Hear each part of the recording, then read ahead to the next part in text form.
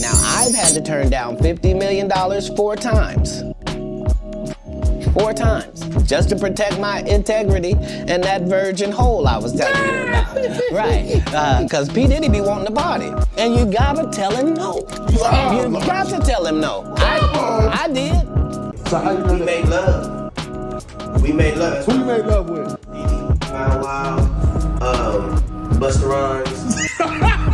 You just told me you see Busta in the airport too. Never from Katt, he didn't know you. You smashed Drake? They always want you to, you know what these rappers, all these singers, all these big rappers y'all look up to? They always tell you what the good part about, but they never tell you what the bad part. And that's crazy, man. Yeah, they got all this money, but they dealing with emo spirits. They dealing with they self.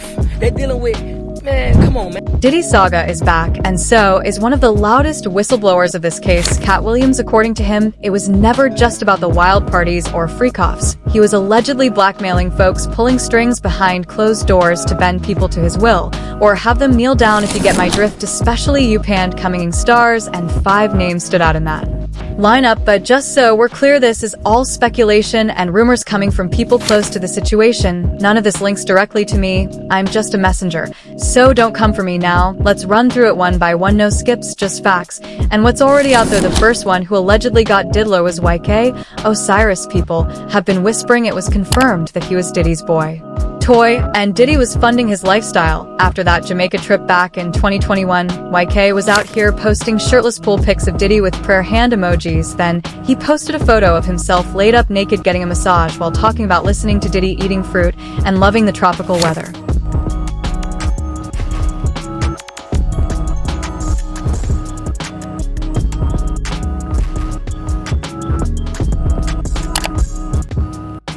Even more telling, his Instagram was full of solo villa shots, flexing like he was on a sponsored trip.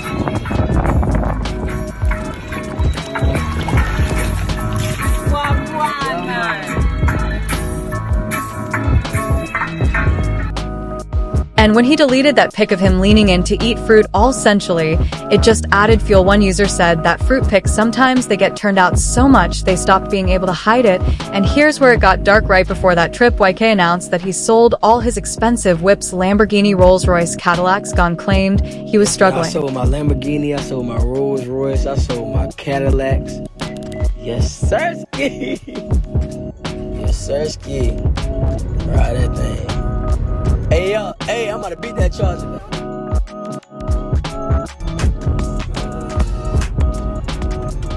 Ain't gonna lie. This thing gonna be yourself. I ain't gonna cap to you. Got a floss for you, I ain't got a floss for you, man.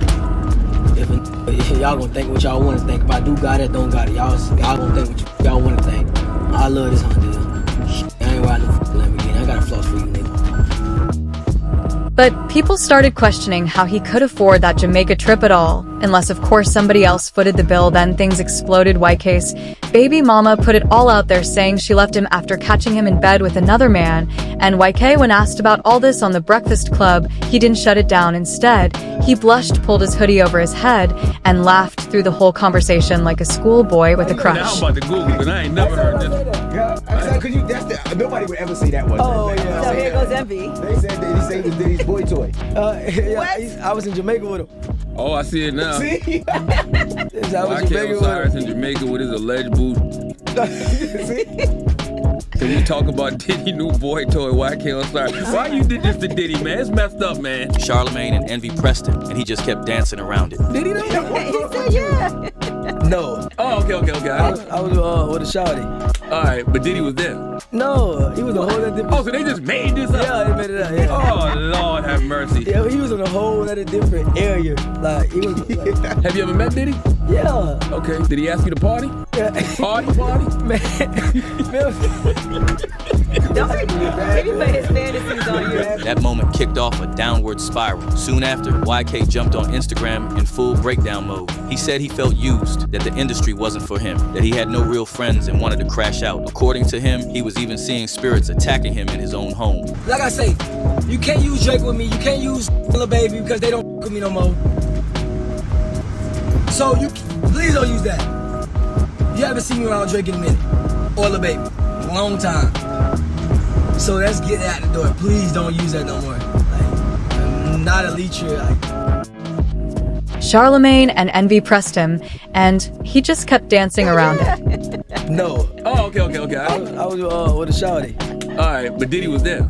No, he was a whole other different. Oh, so they just made this up? Yeah, they made it up. Yeah. Oh, Lord have mercy. Yeah, he was in a whole other different area. Like he was. Have you ever met Diddy? Yeah. Okay. Did he ask you to party? Yeah. Party? Man. Maybe put his fantasies on.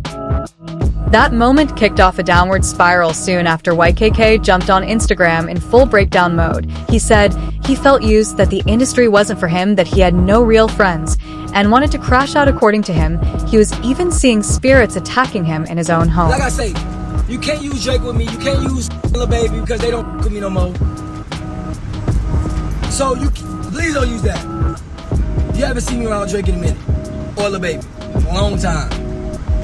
So let's get that out the door. Please don't use that no more. Like, I'm not a leecher. Like, me for a reason.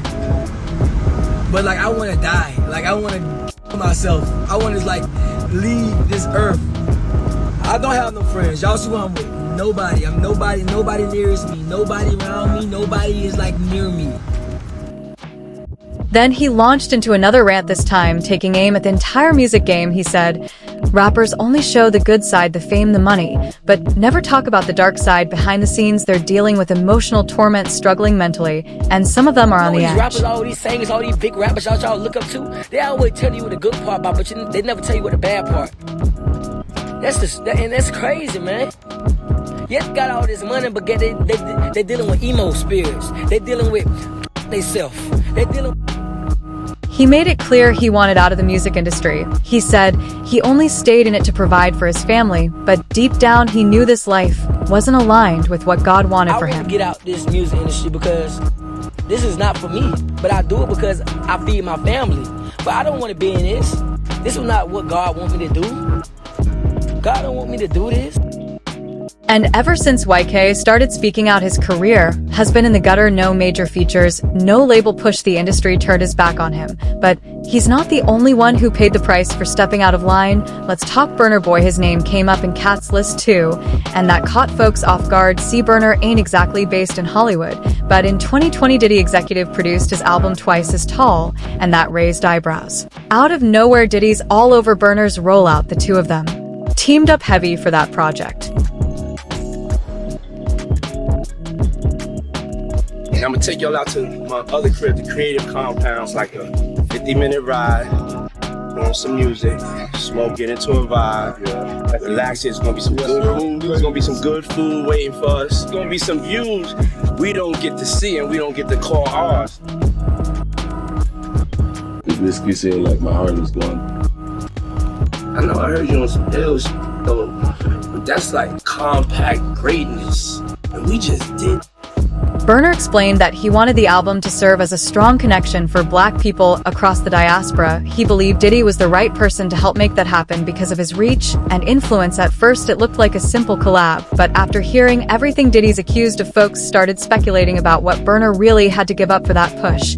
And then, out of nowhere, a pic of Diddy and Burna called it mid-act started going viral. No one really knows if the pic was edited or real, but the time of it was super sus. Still, Diddy's got a history of using power, not just handing it out, and that's the part that don't sit right. Burna got global reach, so putting him on might have helped to Diddy more than it helped Burna. But in this game, help usually comes with strings, and that's why Burna's name showing up raised so many flags. And something similar happened with another rapper, a promised career for something sinister. The Meek Mill case. His situation might be the loudest out of all five. For context, 50 Cent has been very open about why he distanced himself from Diddy. He once described a moment that made him uncomfortable, saying it felt off and made him step back. Explain why I didn't hang out with him, right? Because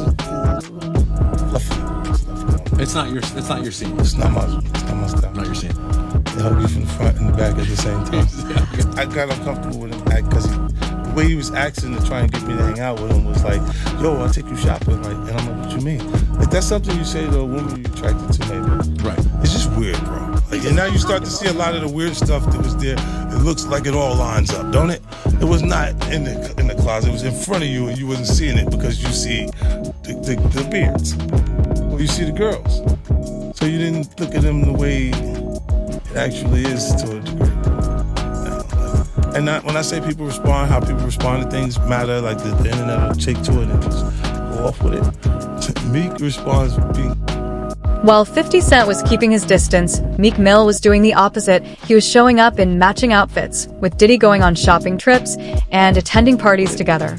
Meek responds being the uncomfortability. While 50 Cent was keeping his distance, Meek Mill was doing the opposite. He was showing up in matching outfits with Diddy, going on shopping trips, and attending parties.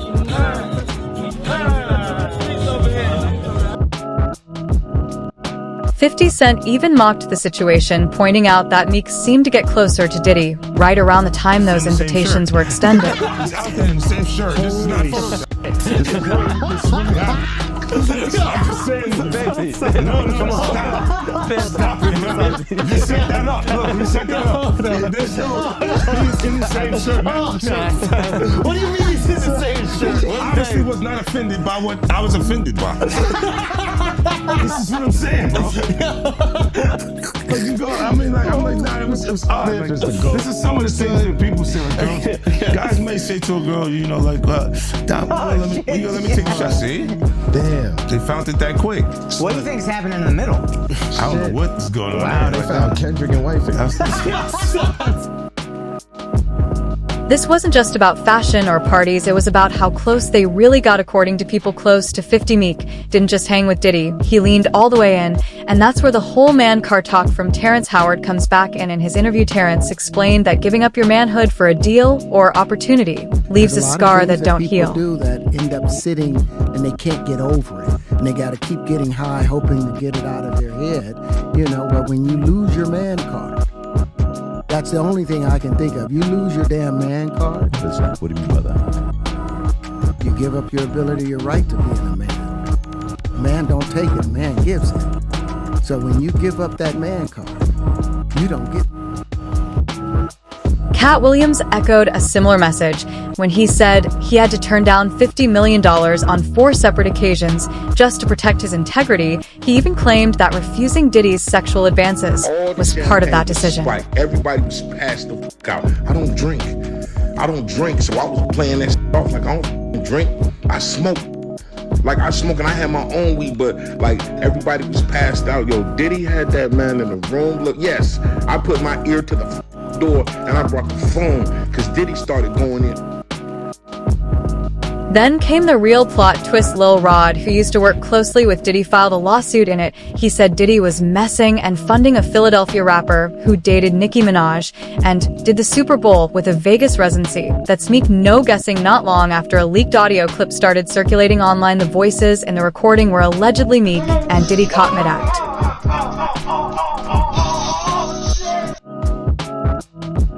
The bodyguard who recorded and leaked the audio said it happened during one of Diddy's freak-off parties. He said Diddy intentionally spiked everyone's drinks at the party so they would be too high and drunk to know what was going on. Champagne was spiked. Everybody was passed the fuck out. I don't drink, so I was playing that off like I don't drink.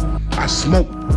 Like I smoke and I had my own weed, but like everybody was passed out. Yo, Diddy had that man in the room. Look, yes, I put my ear to the door and I brought the phone because Diddy started going in overdrive. I ain't know what the was going on, but I just heard balls slapping against cheeks. I heard struggling to take.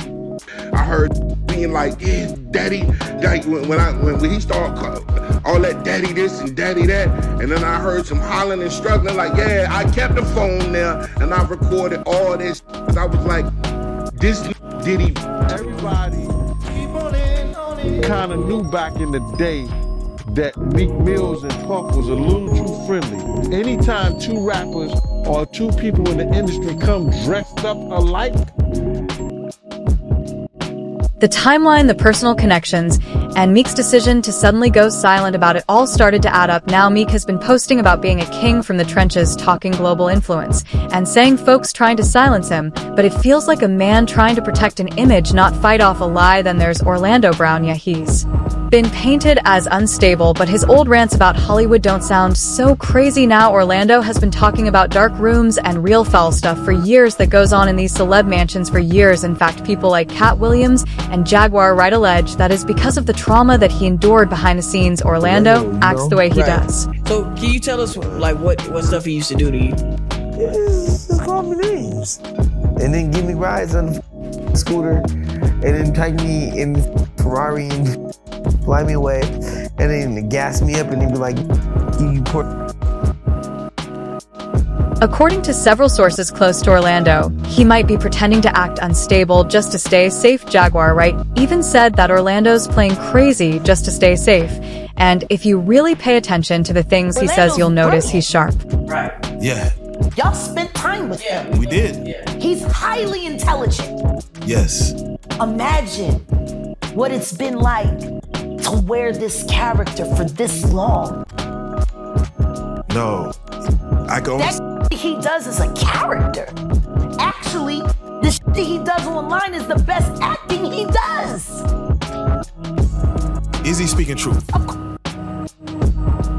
That's what led one user following Orlando's interviews to say, "I believe he plays this crazy role so he can say what he wants and people think he joking, but in actuality, he telling the truth." In one of his more recent interviews, he didn't just say Diddy did him dirty. He hinted that Diddy made him sleep with multiple rappers, and he named names to Buster, Rhymes Bow Wow Usher, and even Drake got mentioned. That made it seem as if perhaps Diddy and Meek Mill has. I mean, to each their own, and why would they not have sex when they're gay rappers? They. Do you think Meek Mill's gay? We all know he's gay. Who's we? Rick Ross knows he's gay. I didn't know. It's news to me. Everybody, Rick Ross knows. You think Rick Ross would sign a gay rapper?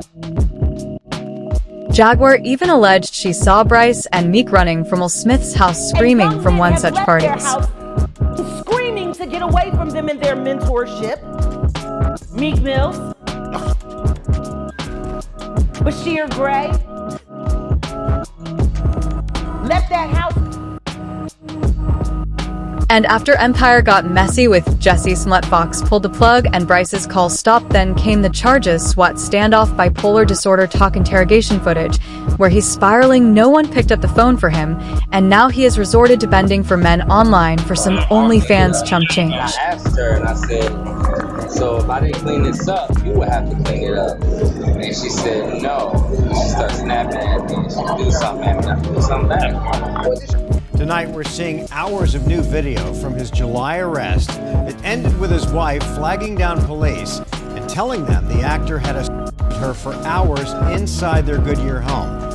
The bizarre jailhouse interview lasting for 2 hours as they try to piece together a chaotic chain of events. Team 12's Michael Doudna brings us the late-breaking details from the celebrity's high-profile arrest right here in...